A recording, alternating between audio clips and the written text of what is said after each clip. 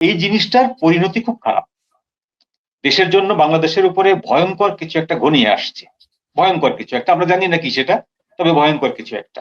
মঞ্জুরুল হক, আপনি জানেন যে আনিস আলমগীর কিন্তু প্রায়শই আমার অনুষ্ঠানে আসতেন এবং সপ্তাহে অন্তত একদিন আসতেন।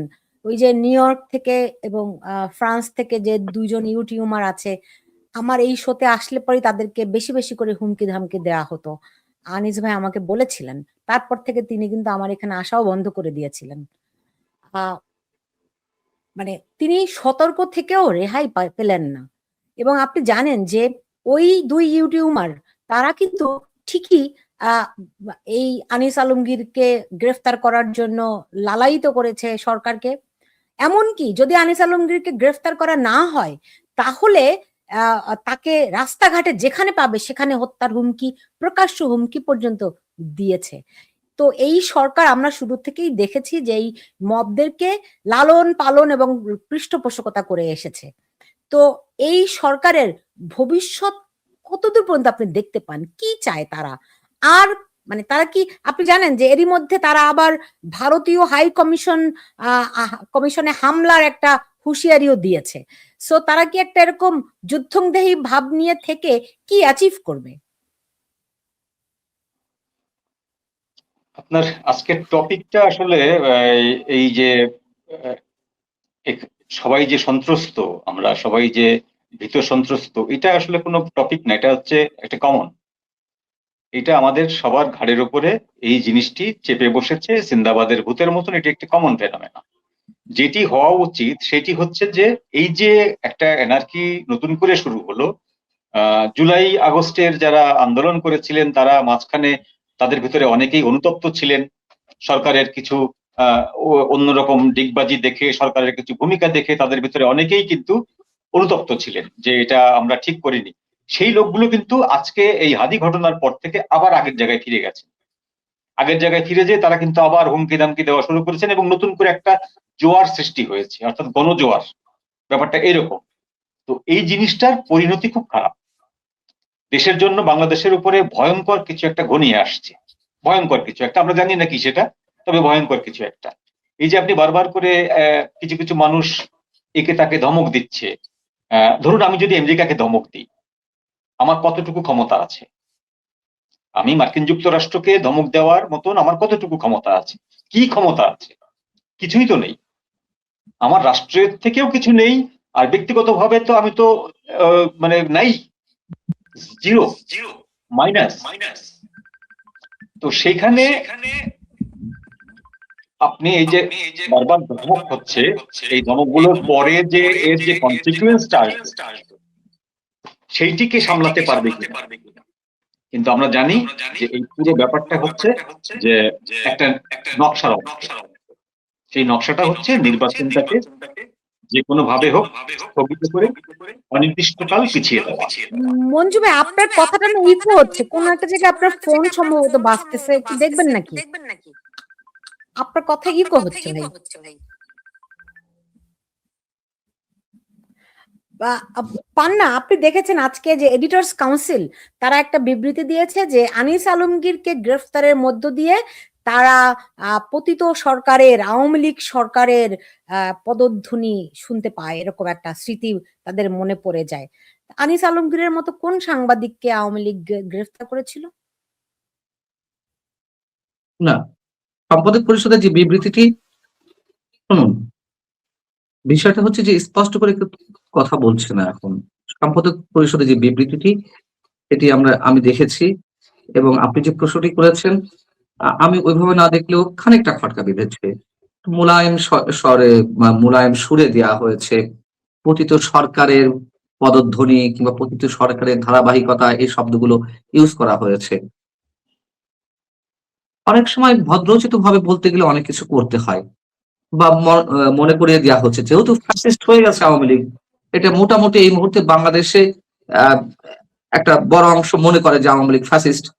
তো ফ্যাসিস্ট সাথে কিন্তু আপনি সম্পাদক পরিষদে ওই বিবৃতিটা হালকাভাবে নেওয়ার কোনো কারণ নেই। দু একটা শব্দের কারণে আমি নিজেই বলেছি যে একটু খটকা লেগেছে, কিন্তু মনে করিয়ে দেওয়ার চেষ্টা করছে যে আওয়ামী লীগ যদি ফ্যাসিস্ট হয় তো তোমরাও ফ্যাসিস্ট। এখানে সবচেয়ে বড় কথা। এটা আমি আমি অবশ্যই আমি মূল্যায়ন করতে চাই এবং পজিটিভলি ধরতে চাই। মানে আমরা তো আর সরকারের সাথে ঝগড়া করব না। যেই সরকারকে ফ্যাসিস্ট ফ্যাসিস্ট বলে দিন-রাত মুখে ফেলা তুলে ফেলছে এই বর্তমান সরকারের কর্তা ব্যক্তিরা বা বিহাইন্ড দ্য স্ক্রিন যারা কাজ করছেন।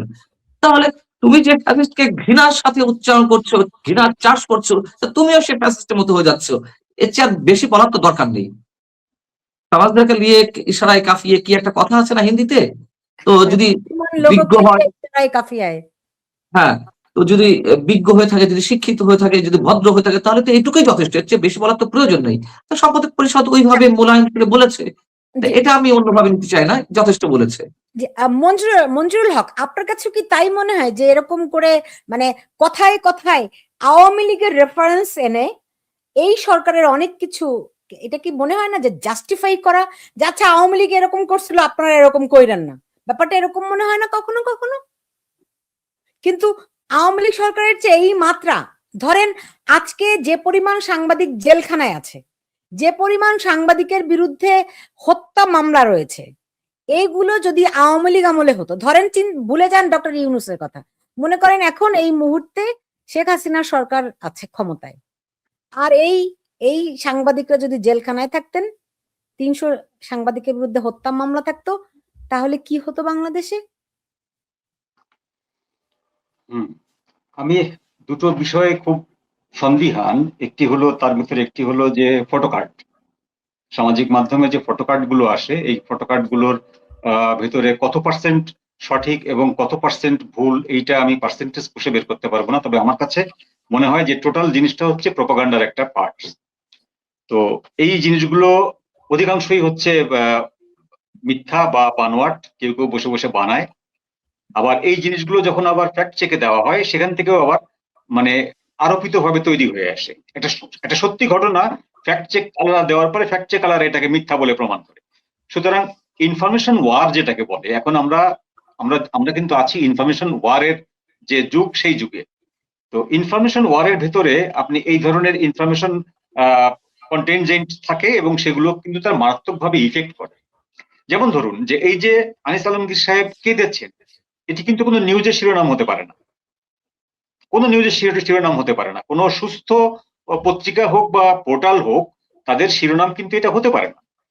আনিস আলমগীর সাহেব কি কথা বলেছেন সেটাও নিউজের শিরোনাম হতে পারে না। শিরোনাম হবে কোনটা? তাকে কি কারণে ধরা হয়েছিল, কি সন্দেহ করে ধরা হয়েছিল, এবং তাকে পরবর্তীতে তার উপরে কি আরোপ করা হয়েছে এবং তাকে কোথায় নেওয়া হয়েছে, এটি হতো শিরোনাম।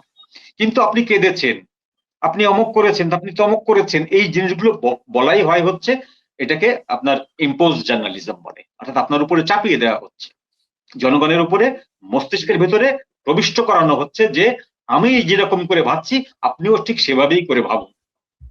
এটা তো ঠিক না। এখন আমাদের এখানে এই ঘটনাগুলো, আপনি যে আওয়ামী লীগের রেফারেন্সটা দিলেন, এখন যে কোনো সময় আমাদের অনেক প্রগতিশীল বন্ধু আছেন যে যে কোনো ঘটনা ঘটুক, যে কোনো একটা অন্যায় ঘটনা ঘটছে গত 16 মাসে, সেই অন্যায় ঘটনাকে বলার আগে একবার আওয়ামী লীগের নাম নিয়ে নিচ্ছে, এই আগের মতোই হচ্ছে, এই আগের মতো এই এই কাজটা করলো। অর্থাৎ আগের মতো বলা ছাড়া আপনি কোনো কাজই করতে পারবেন না, কোনো কথাই বলতে পারছেন না। তার মানেটা কি?